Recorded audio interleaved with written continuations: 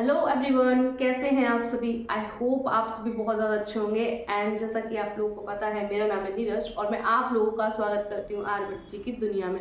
तो आज हम हमारी दुनिया में आगे की क्वेश्चंस को सॉर्ट आउट करने वाले हैं, यानी कि 5.2 को आगे सॉल्व करेंगे, जिसमें हम क्वेश्चन नंबर 4 से स्टार्टिंग करने वाले हैं। एंड इस टाइप के क्वेश्चन हम ऑलरेडी बहुत सारे कर चुके हैं, तो ये हमारे लिए बहुत ही आसान होने वाले हैं।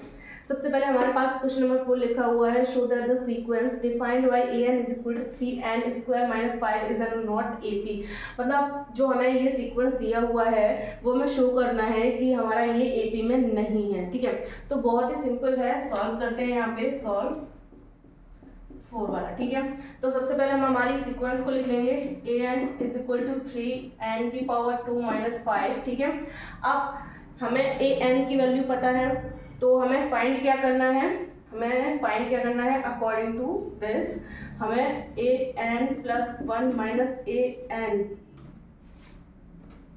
Is equal to constant value चाहिए। अगर ये फॉर्मूला हम देखते हैं तो क्या होता है, an plus 1 minus an is equal to constant value अगर हमारी आती है तो जो भी सीक्वेंस है हमारा, जो भी सीरीज हमारी दी हुई है वो किस में जाती है, AP में जाती है। लेकिन अगर कॉन्स्टेंट वैल्यू नहीं होती है, मतलब कॉन्स्टेंट वैल्यू नहीं आती है, तो वो हमारी AP सीरीज भी नहीं होगी। तो अकॉर्डिंग टू दिस फॉर्मूला हम चलेंगे, हमें क्या फाइंड करना है, an प्लस 1 की वैल्यू फाइंड करनी है। तो यहाँ पे हम नेक्स्ट फाइंड करेंगे an प्लस 1, यानी कि हमें करना क्या है, n की जगह पे n प्लस 1 का यूज करना है। ठीक है, तो 3 एज इट एज रहेगा, यहाँ पे n की जगह पे n प्लस 1 का यूज करेंगे, n प्लस 1 का होल स्क्वायर माइनस 5। ओके, अब क्या करना है, सिंपल सा काम करेंगे, इस वाले होल स्क्वायर को खोल देंगे तो an plus 1 as it as, no change. यहाँ अभी 3 एज इट एज, यहाँ होल स्क्वायर खोलो, n square plus 1 plus 2n, right, and then as it as. इसके बाद यहाँ पे मल्टीप्लाई करेंगे 3 का, तो 3n square plus 3 2 6n minus 5। ठीक, यही रहेगा। अब इसके बाद क्या करना है, हमने ये an फाइंड कर लिया अपना, an प्लस 1। ठीक है, अब क्या करेंगे, अब सिंपल सा काम करेंगे, हमारे पास इस वाले फॉर्मूले को देखेंगे तो यहाँ an प्लस 1 माइनस an, दोनों की वैल्यू है, an की वैल्यू और an प्लस 1 दोनों की वैल्यूज हैं, हम उठा करके यहाँ पे लगाएंगे। ठीक है, तो अब क्या करेंगे, इस वाले फॉर्मूला में लगाते हैं, यानी कि an प्लस 1 और माइनस an, तो यहाँ पे लगाओ इसकी वैल्यू an प्लस 1, यानी कि ये वाली वैल्यू लगेगी 3n square plus 3 plus 6n minus 5। ठीक, उसके बाद हम an की लगाएंगे, माइनस करके ब्रैकेट यूज करेंगे, बिकॉज यहाँ पे माइनस का साइन है इसलिए ब्रैकेट का यूज करेंगे हम लोग, और इस वाली वैल्यू को यहाँ लगा देंगे 3n स्क्वायर माइनस 5। ओके, अब क्या करना है, माइनस का अंदर मल्टीप्लाई तो ब्रैकेट खुल जाएगा, तो सॉरी, इसके बाद हम लोग करेंगे यहाँ पे 3n square plus 3 plus 6n minus 5, minus का अंदर साइन गया तो ये हुआ और ये यहाँ पे चेंज कर जाएगा। ठीक है, अब इसके बाद यहाँ पे हम लोग देखेंगे 3n स्क्वायर पॉजिटिव नेगेटिव, यानी कि ये इसके साथ चला जाएगा घूमने। ठीक है, उसके बाद क्या होगा, हमारे पास ये भी चला जाएगा इसके साथ घूमने। ठीक है, अब हमारे पास क्या बचा, 6n और प्लस का 3। ठीक है, तो ये हमारे पास बचे हैं, मतलब ये वैल्यू निकल कर आई इस चीज की। ठीक है, अभी हमने बात की थी क्या, कि an plus 1 minus an is equal to constant term होना चाहिए, बट यहाँ पे हम लोग देख पा रहे हैं an प्लस 1 माइनस an की वैल्यू क्या निकली है, 6n प्लस 3। तो ये किसके टर्म्स में निकली है, ये n के टर्म्स में वैल्यू निकली है। मतलब ये कंफर्म कर रहा है कि जो हमारी ये जो सीरीज दी हुई है, सीक्वेंस दिया हुआ है, ये वाला सीक्वेंस, वो कंफर्म है कि AP में नहीं है। तो हम लोग लिख लेंगे यहाँ पे above the sequence are not in AP। ठीक, तो ये हुआ क्वेश्चन नंबर 4 आप लोगों का कंप्लीट। अब आप इसे नोट डाउन कर सकते हैं, एंड ये हमारा फॉर्मूला है, तो इसको आप चाहें तो साइड में नोट डाउन कर सकते हैं, अदरवाइज आपने लर्न तो कर ही लिया होगा इसको, तो इसका क्या करना है आप लोग देख लीजिए। ठीक है, तो नोट डाउन, तो अब हम बात करते हैं नेक्स्ट क्वेश्चन यानी कि 5 वाले क्वेश्चन की। यहाँ पे लिखा हुआ है the general term of a sequence is given by an is equal to -4n + 15 is an sequence an AP. Okay, if so find its 15th term, okay, and common difference. ठीक है, हमें क्या पता करना है कि सबसे पहले तो ये बताना है कि जो सीक्वेंस मिला है हमें क्वेश्चन में दिया हुआ है वो AP है या नहीं। अगर वो AP है तो उसका हमें 15th वाला टर्म फाइंड करना है एंड उसका कॉमन डिफरेंस फाइंड करना है। ठीक है, तो सबसे पहले हमें पता है कि जो हमारा सीक्वेंस है उसको हम किस तरीके से फाइंड करेंगे कि वो AP है या नहीं है। ठीक है, तो सबसे पहले हमें an दिया हुआ है और हमें इसके लिए क्या चाहिए, an + 1 - an is equal to constant. अगर कांस्टेंट वैल्यू आती है तो हमारा ये सिंपल सी बात हो जाएगी कि जो सीक्वेंस दिया हुआ है वो क्या है, AP में है। ठीक है, तो हमें ये पता है, इसको निकाल लेते हैं।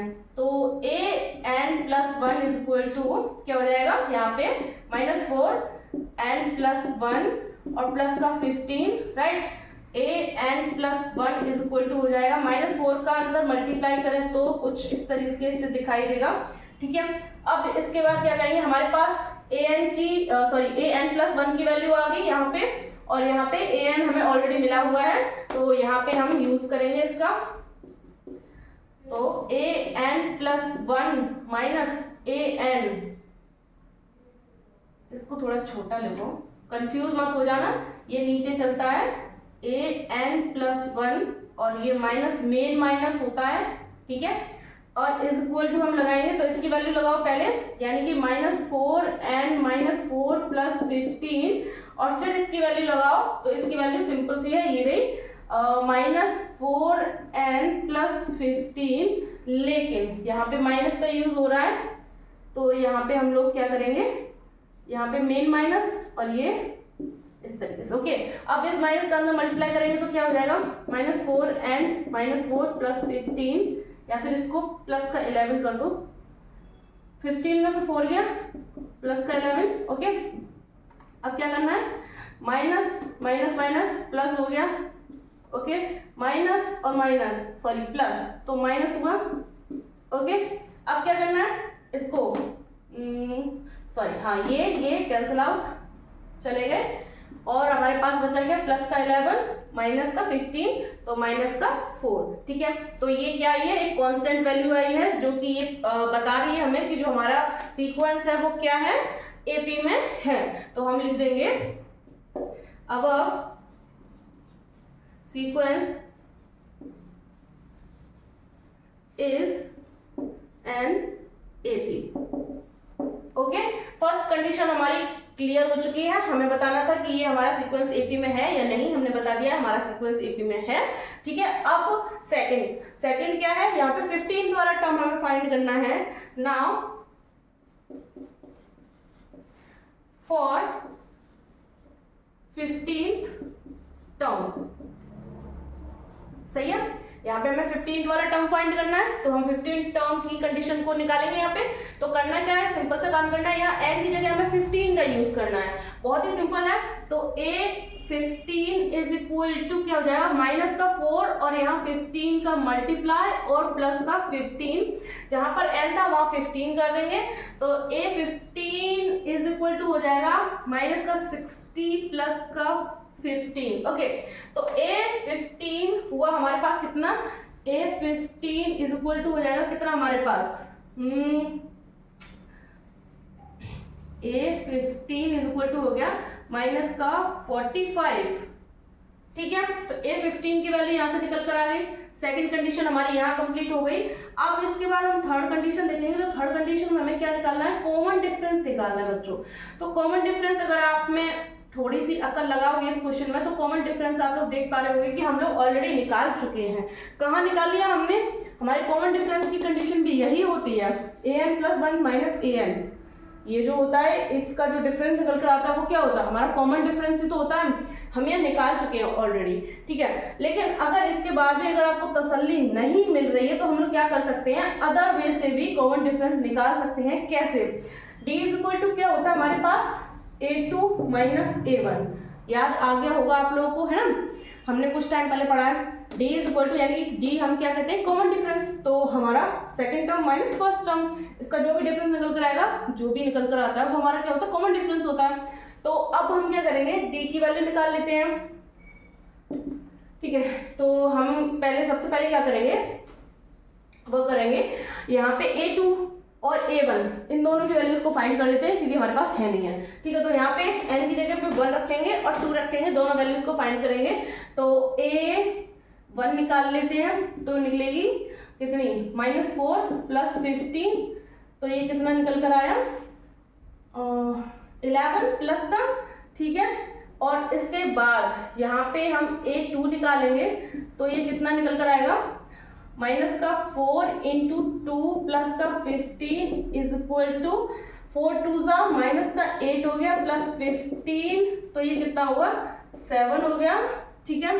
अब यहाँ पे हम इसका यूज करेंगे, now we using this formula, now we using this formula, ठीक है। d is equal to a2 minus a1, ठीक है। तो d इज इक्वल टू हमारे पास क्या है, a2 हमारे पास वैल्यू है 7 माइनस a1 हमारे पास है 11, तो d इज इक्वल टू हम लोग देख पाएंगे -4, तो कॉमन डिफरेंस भी भाई आपका आ गया। अब आप इसे कंप्लीटली नोट डाउन कर सकते हैं। इसमें हमारा 3 पॉइंट पूछा गया था, हमने तीनों पॉइंट को बहुत अच्छे से क्लियर किया है। फर्स्ट, ये सीक्वेंस हमारी एपी में है या नहीं, कंफर्म हो गया एपी में है, क्योंकि कांस्टेंट टर्म आ गया है। सेकंड, 15th वाला टर्म हमें फाइंड करना था, जो कि हमने यहाँ पे किया है। एंड थर्ड, हमें कॉमन डिफरेंस निकालना था। वैसे तो हम यहीं पे कॉमन डिफरेंस निकाल चुके हैं, बट आप लोगों की तसल्ली के लिए हमने दूसरी तरीके से भी कॉमन डिफरेंस निकाल कर अपना कंप्लीट कर दिया है।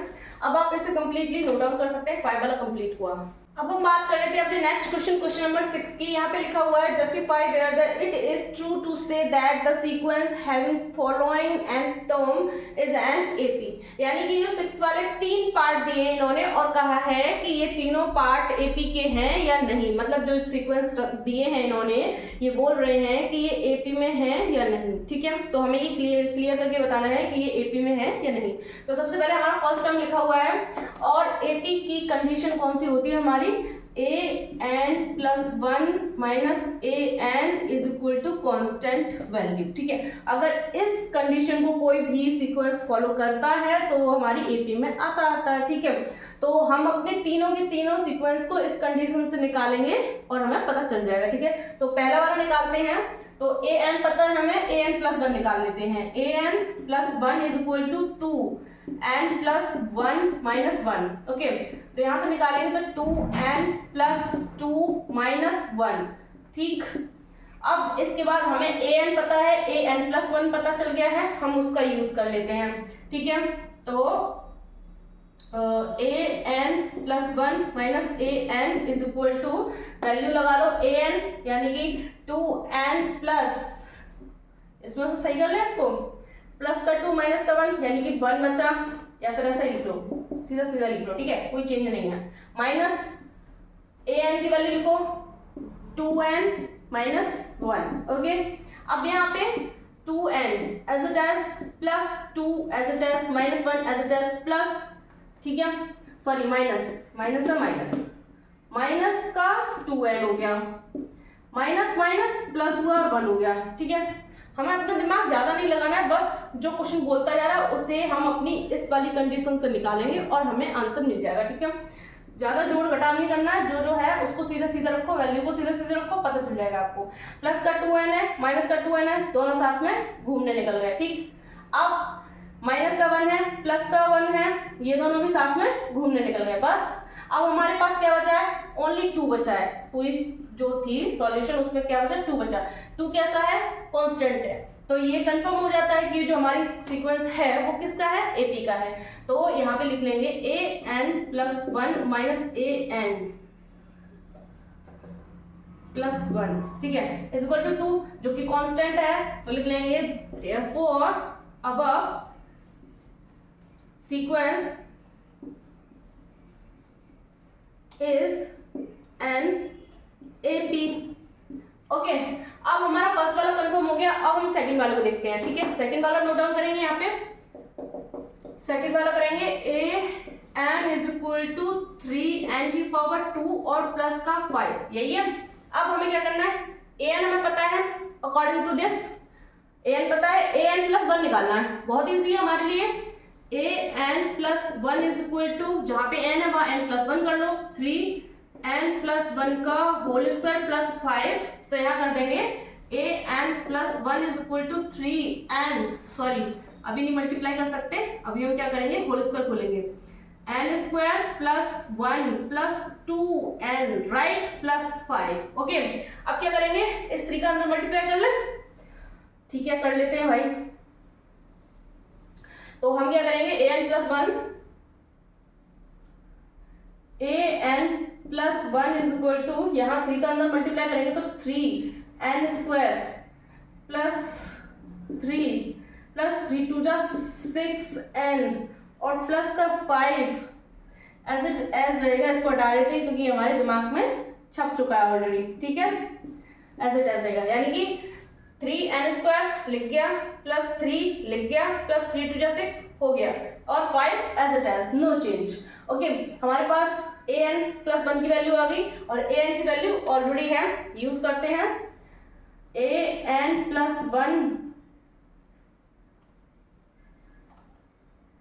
1 minus a N is equal to कितना हो जाएगा, ए एन प्लस 1 की वैल्यू यही लिखी है ऊपर ही, इसको लिख लेते हैं same to same, no change, okay. 6n plus 5 minus लगाओ, ए एन की वैल्यू लगाओ यहाँ पे ब्रैकेट के साथ, ए एन आएगा 3n square plus 5, 3n square plus 5, okay. अब हमें क्या करना है, माइनस खोलेंगे, अंदर मल्टीप्लाई करेंगे माइनस का, तो क्या हो जाएगा यहाँ से 3n square as it as plus 3 plus 6n और प्लस का 5 माइनस 3n स्क्वायर माइनस 5, क्योंकि भाई माइनस वाला बड़ा होता है, माइनस के पास ज्यादा पावर होती है, इसलिए ये इन दोनों को अपने पास ले लेगा, ठीक है। अब देखते हैं 3n square positive 3n negative, ये चले गए साथ में घूमने, ओके। अब और कौन जाएगा घूमने के लिए, ये भी चले जाएंगे घूमने के लिए, ठीक है।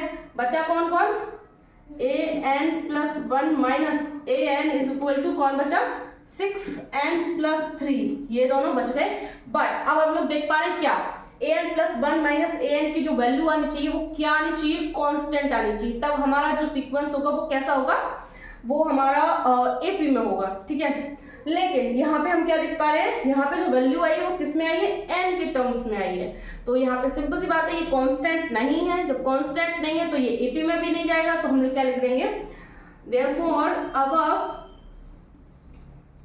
our sequence